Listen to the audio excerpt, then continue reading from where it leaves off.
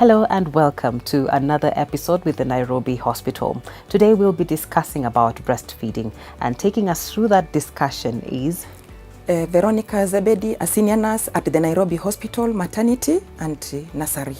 Welcome. Thank you very much, Senior Nurse Zebedee. Breastfeeding Week is observed in the first week of August. You could take us through the importance of breastfeeding. Breastfeeding has so many benefits to the baby and to the mother. Starting with the benefits to the mother.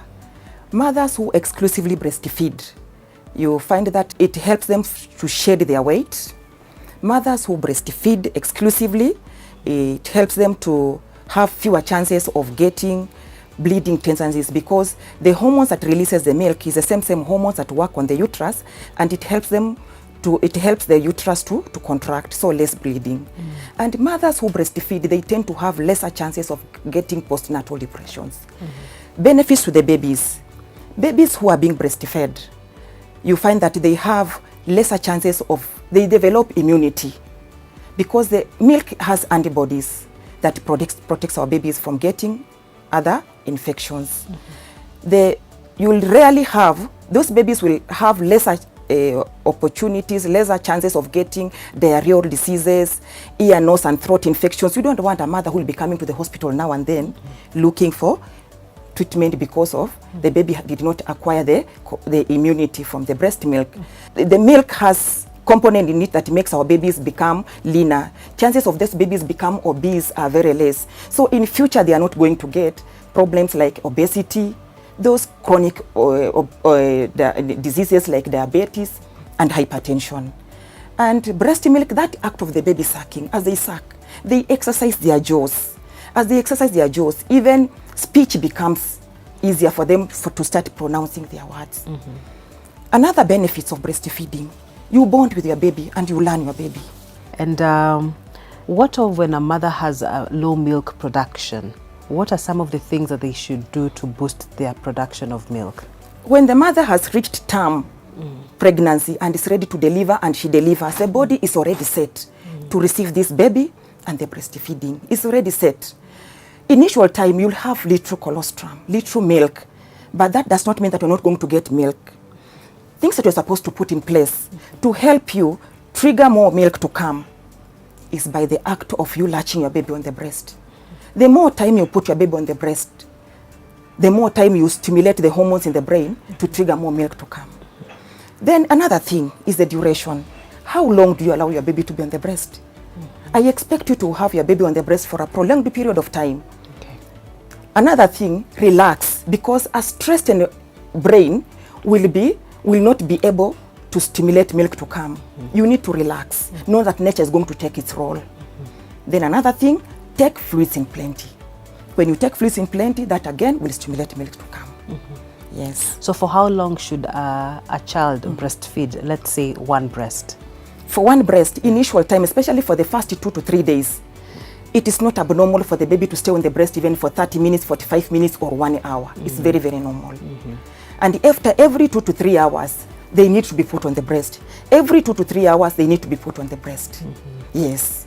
But by the time you reach on the 3rd, 4th day, the milk is now in plenty. You have already stimulated. The milk is now in plenty. The baby can stay on the breast for 20 minutes, 30 minutes, the baby settles to sleep. The baby is already satisfied. Yes.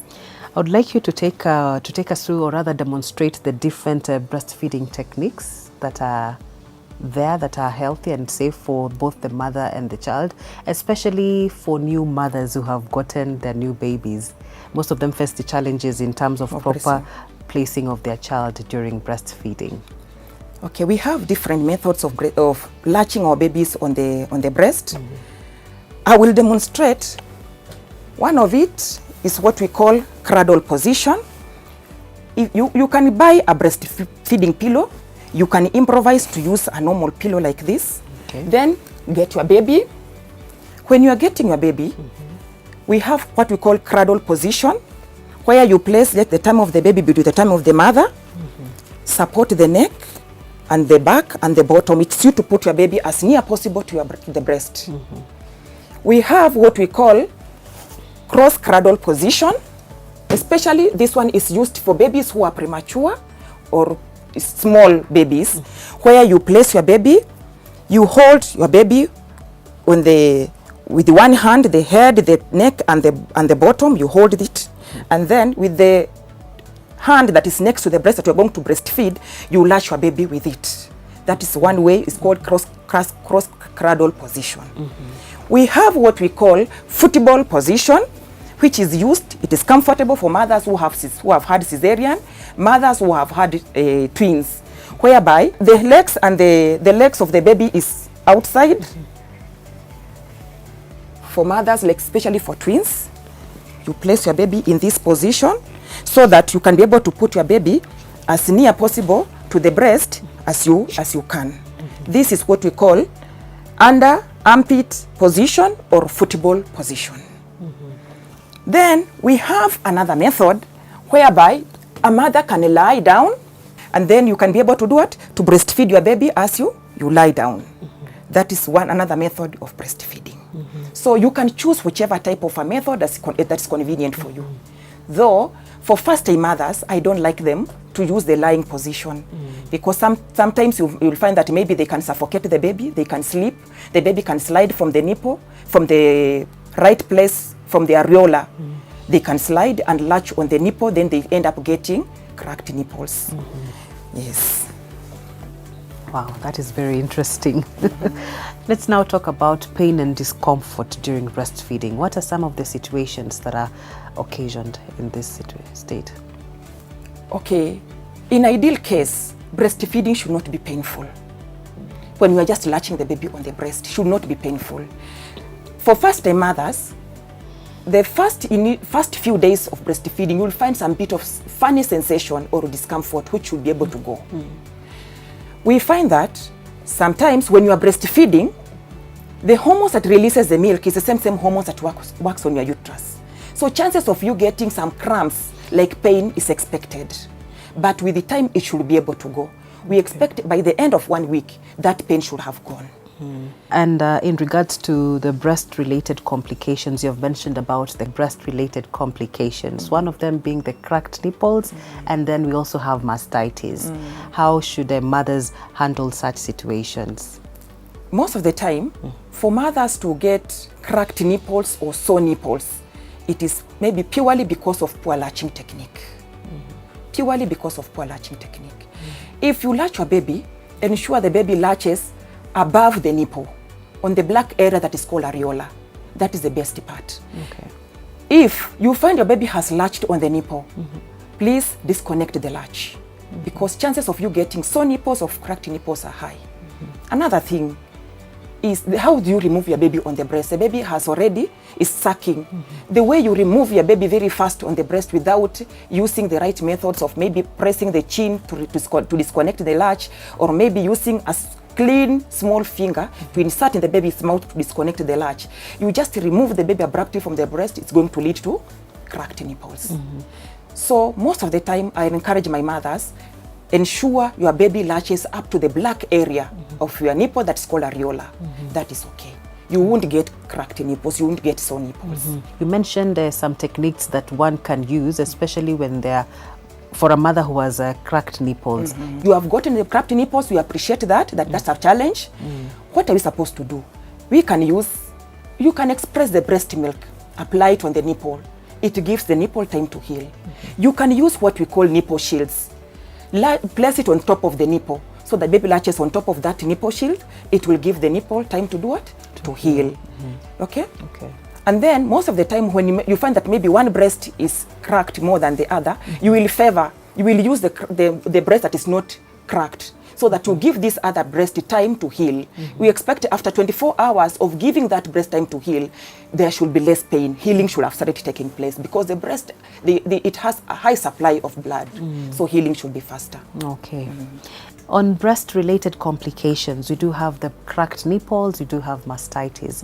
What are some of the measures that mothers can take to prevent such situations? Okay, breast-related complications is something that can be prevented and is something that can occur. Some of the problems that we find, sore nipples, cracked nipples. Then you find our mothers can get engorged breasts. Others, and you see problem, graduate from one problem to another if you don't take precautionary measures. Then you will find that from engorged breast, you are likely to get what? Either mastitis, blocked ducts, breast abscess. And some of these things, what are the causes? When you don't breastfeed your baby, you have full breast and you don't breastfeed your baby, or you use poor latching technique, you are breastfeeding your baby on the nipple alone, that again, the breasts are not being emptied. Or you want to do what? To put specific times to breastfeed your baby. And your breast, there is more milk that is being formed, less that is coming out. You are likely to get these complications. And what we advise our mothers, you do what? Express, if you breastfeed your baby first. Breastfeed. If you find your baby is full and your breasts are still full, you can express the milk. You can express that milk manually. You can express that milk by use of a breast pump, manual pump, or by use of an electric pump. And that milk, you're not going to discard it. We can store it. We can store it. Another thing, we can be able to use bras. Tight bras, again, are associated with the causes of these complications. So you are allowed to use a bra that is maybe 2 sizes larger than your normal size, so that you don't get such problems. Okay. On the issue of breast milk, milk is very precious. I don't like discarding the milk. Milk that if you find you have a lot of milk, I will advise you, express that milk so long as you maintain high standard of cleanliness, your equipments are very well sterilized, express the milk, put them in the bottles or in the disposable milk bags, write the name and the date, put it in the freezer. Milk that has been kept in the freezer, it can stay there up to 6 months. It is still safe. And when you are coming now to use that milk, use fast in, fast out method. Put your milk, remove your milk, put it in the room air, let it thaw. And then get a container with hot water, immerse your container with milk there, let it warm, and you can feed your baby. Once you have removed the milk in the freezer, you can put it in the normal fridge temperature, and anytime the baby wakes up, just warm that milk and feed the baby.